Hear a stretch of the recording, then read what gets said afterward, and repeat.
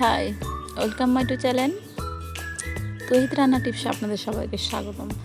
Perfectly সুস্বাদু বছর জুড়ে কীভাবে আচার রাখা যায় সে আচারটি তৈরি করে আজকে আপনাদেরকে দেখাবো। আমি আচারগুলোকে কেটে নিয়েছি এইভাবে, যেহেতু কচবাঁধা আচার। এখন আমি আমার প্রথমত কাজ পানিতে দেবো সেদ্ধ করার জন্য। এভাবে পানিতে দিয়ে আপনার আচারটাকে সেদ্ধ করে নেবেন। লবণ আর হলুদ অবশ্যই দিবেন, বাড়তি কোনো মশলা দেওয়ার দরকার নেই, শুধু লবণ আর হলুদ দিবেন। এই যে দেখেন, আমার লবণ আর হলুদ দিয়ে আমি জাস্ট 4 থেকে 5 মিনিট আচারটাকে শুকিয়ে নিয়েছি, সেদ্ধ করছি। আমি আবার বললাম শুকিয়ে নিয়েছি, সেদ্ধ করে নেব। সেদ্ধ করে রোদে দিয়ে শুকাবো।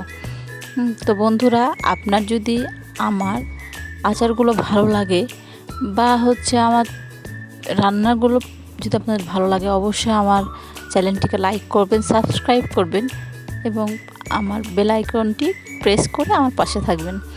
আমি এখানে যে মশলা আপনার মরিচ লবণ বেটে নিয়ে তারপরে আমি রসুন বাটা দেবো, কারণ রসুন বাটা দিলে যখন আমি এটা শুকাবো তখন রসুন বাটাটা আচারের ভেতরে ঢুকে চলে যাবে, একটা পারফেক্ট একটা স্বাদ চলে আসবে। এই যে দেখেন, আমি এখন মাখন দেব, দিয়ে জাস্ট রোদে শুকাবো।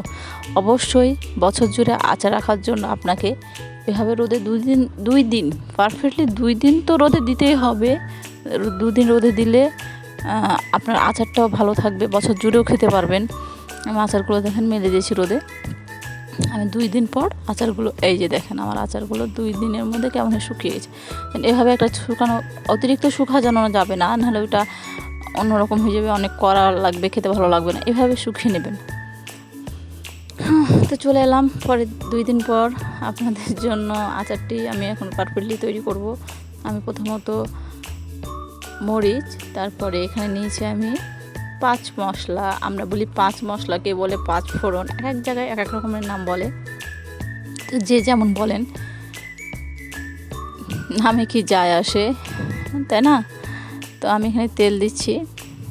দেখেন, আমি এখানে ওখানে আমার যতটুকুগুলো আচার আছে তা আমি এখানে 250 গ্রাম তেল নিয়েছি। আর কাঁচা রসুন ওভাবে আমি দিয়ে দিয়েছি, দেখেছেন আপনারা অবশ্যই ভেজে নেবেন। আমি এখানে 5 মশলা মরিচ নিয়েছি, এগুলো এখন বেটে নেব আমি। এই যে দেখেন, আমার রসুনগুলো লাল হয়ে গেছে। অবশ্যই রসুনগুলোকে লাল করবেন, তারপরে আপনি আচারগুলো ঢেলে দেবেন আমগুলো। এই যে দেখেন, আমি এভাবে লাড়বো, সাথে চিনি দেব। চিনি দেওয়ার ক্ষেত্রে অবশ্যই আপনাদের মাথায় রাখতে হবে যাতে চিনিগুলো গোটা না বাঁধে।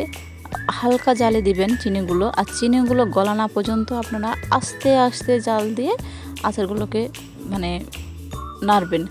কারণ আপনারা যদি এইভাবে আস্তে আস্তে জাল দিয়ে আচার করে নাড়েন তো অবশ্যই চিনিটা গলে যাবে আর আচারটা আপনার খেতে ভালো লাগবে। আচার করতে ভাই অনেক ধৈর্য লাগে, অনেক সময় লাগে। ধৈর্য ধরে অবশ্যই আচার করবেন, তাহলে আচারটা খেতে ভালো লাগবে, বছর জুড়ে থাকবে। লবণ ঝাল অবশ্যই পারফেক্টলি দিবেন। আমার মেয়ে তো ফিদা, অবশ্যই আমার চ্যানেলটি সাবস্ক্রাইব করতে ভুলবেন না।